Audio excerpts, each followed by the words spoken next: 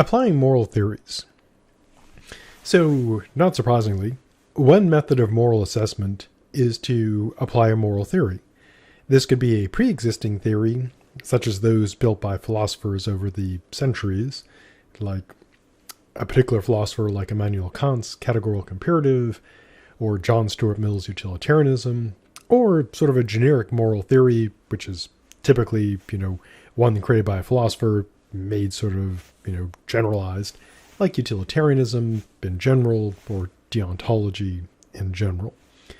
Moral theories, of course, often contain moral principles within them, either like a central one, like the categorical imperative, or the principle of utility, or a fully developed moral theory might have many moral principles within it, broadly construed, such as like a deontological theory, a rules-based one, might contain hundreds or thousands of rules within it.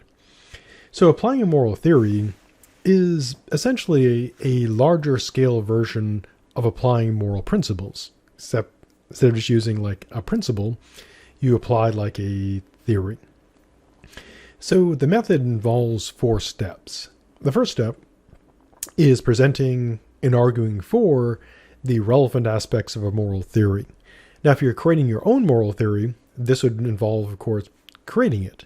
But for the practical purposes of this course, creating an entire moral theory for a single undergraduate course, for a single relatively short paper, would be a lot of work.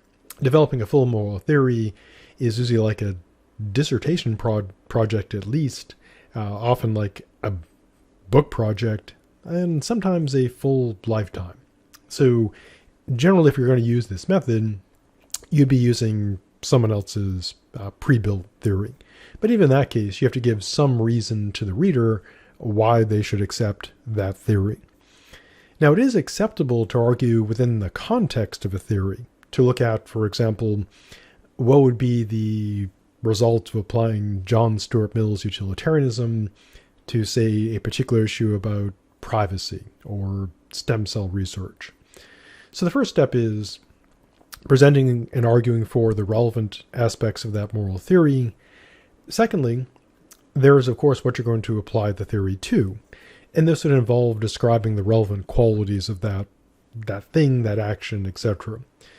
Then the third step is to show how what you're focusing on either meets or fails to meet the conditions set by that theory, and then draw the relevant conclusion about the status of whatever it is you're talking about.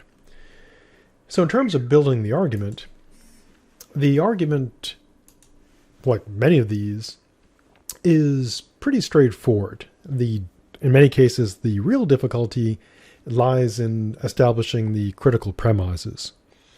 So an argument that something is morally acceptable, or at least just, at least not bad, the first premise would be to present that a particular moral theory has set conditions for something being moral. And if you're arguing in the context of a theory, you would simply present those conditions. What is it that something needs to meet to be considered ethical? Now, obviously, if you're creating your own moral theory, you'd have to do a lot more work there. The second premise is you describe what it is you're applying the theory to, and whatever qualities these might be.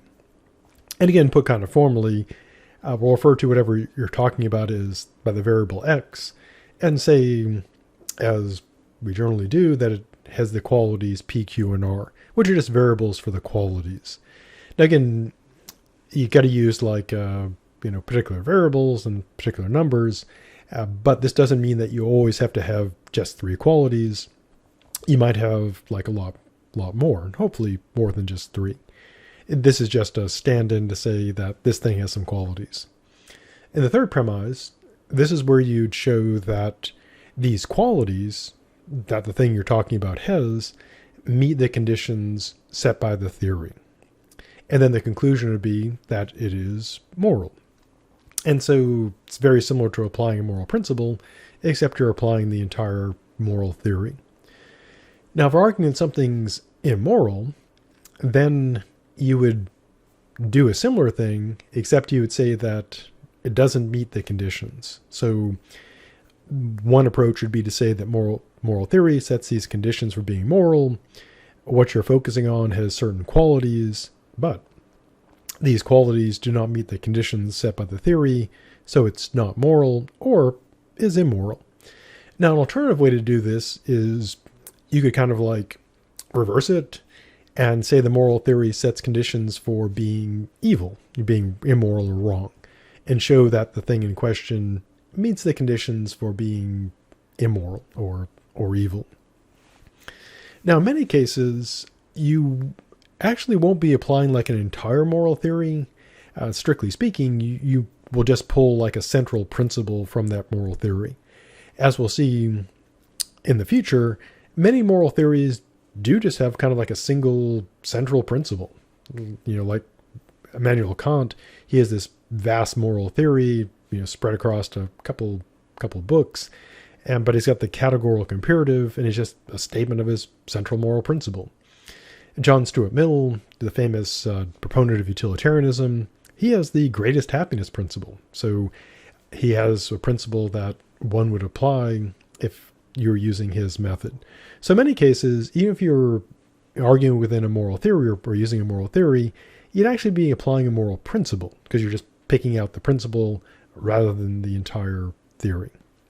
Similar approach, just principle rather than the theory. So how do you tell when a moral theory is like good, bad, or ugly? Well, very briefly, and we'll talk more about moral theories in the second part of the course, the moral theory has to fulfill some basic requirements. And some of these can be debated, as pretty much all things in ethics can be debated. These would include, they obviously must present moral standards, guides, etc. They must be supported by arguments. And there's the assumption of reasonability, which can be argued against, that the application of the theory must produce reasonable solutions to moral problems, but what counts as reasonable can be debated, and the need to have reasonable solutions can also be debated.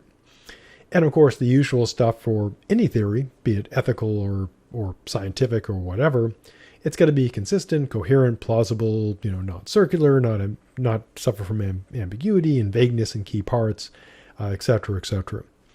And another common assumption, which can be debated, is that a moral theory must either correspond to our moral intuitions, or, as always, the person arguing for it must give reasons why we should abandon those intuitions in favor of the theory. Now, as I mentioned, people have been building moral theories for a very long time. And so there are many theories that have been constructed over the years. We'll look at many of these in part 2. We have, for example, Aristotle's moral theory, which is a version of virtue theory. We have Confucius, also virtue theory. We have Duns Scotus, who has divine command theory, the idea that things are good because God commands them and bad because God forbids them. We'll look at John Stuart Mill's utilitarianism, Immanuel Kant's categorical imperative, and again, there are many, many other moral theories. Philosophers have been doing this a long time. So to respond to applying a moral theory, like if you were doing it in your own paper, and again, the model of the paper is you present your position, you argue for your position on the ethical issue, then in the objection you consider at least one significant, meaningful objection against your own argument, and then reply back to it. So if you were applying a moral theory as your method, here's how you could, raise an objection. Or if you're simply arguing against applying a moral theory, here's how you can do it. The first thing to do is, not surprisingly, criticize the theory. So the method rests heavily on the theory being used being plausible, maybe correct. And if you can show that the theory is flawed or incorrect, then its application would also be flawed or incorrect. Because if the theory is defective, then whatever application we make of it would also presumably be flawed as well in terms of the reasoning. So when attacking a theory, attacking a whole theory can require quite a bit of work. Fortunately, in many cases when someone's using this method, they're applying only a small portion of the theory. In fact, they might just be applying a moral principle. And so the attack can be focused on those key areas rather than the whole thing. So you wouldn't, for example, have to defeat the entirety of utilitarianism to criticize the application of, say, an appeal to consequences. Now, fortunately, while philosophers have been building ethical theories for thousands of years, they've also been attacking each other's theories for thousands of years. And so in many cases, they're already pre-built, pre-made, what are considered stock criticisms that can be brought up against a moral theory. So option one, attack the theory, defeat the theory, and then the argument falls apart. Now the conclusion could still be true, something could be good or bad, but if the theory is undercut, then the argument gives you no reason to accept that conclusion based on that argument. A second option is to criticize or attack what the theory is being applied to. So you could argue that what it's being applied to lacks the relevant qualities needed to be, good or bad. And of course, if it doesn't have those qualities, then it wouldn't meet the conditions set by the theory, and the argument would again fall apart. Again, this doesn't prove that the conclusion is false. Showing that an argument fails doesn't disprove the conclusion. It just shows that the argument doesn't support the conclusion. The final method is counter theory, which could be quite a bit of work if you're building your own theory.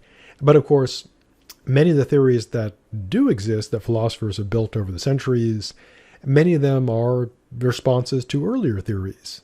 So they're sort of explicitly counter theories to earlier moral theories. So you could argue that what the theory is being applied to is better assessed by a better theory. And so in that case, you would be arguing that this theory is actually better and it gives this different result. Now, one could, of course, apply all three. You could criticize the theory that's initially being used, go after what it's being applied to, and then also present a counter theory, saying this is a better approach. Now, again, as a practical matter, in a short paper in this class, you're not going to be creating typically a theory, and laying out like an entire theory in the course of the paper would be, incredibly long. So about the only way you'd actually use this in the paper would typically be actually just taking out a principle from the moral theory and using that. So you're much more likely to be using the applying a moral principle just taken out of a theory rather than the entire theory itself. And there can be cases, though, where applying the moral theory itself, like sort of generally, could be done. As an example, one could apply, say, divine command theory, the essential aspects of it, in order to argue that what is, say, a sin in religion should be immoral. And we'll see this in detail when we talk about mixing norms. So that's applying moral theories, most likely like way too much for the paper in this course, but it's a good thing to know about because a lot of the battles in philosophy involve competing moral theories. So stay safe, and I'll see you in the future.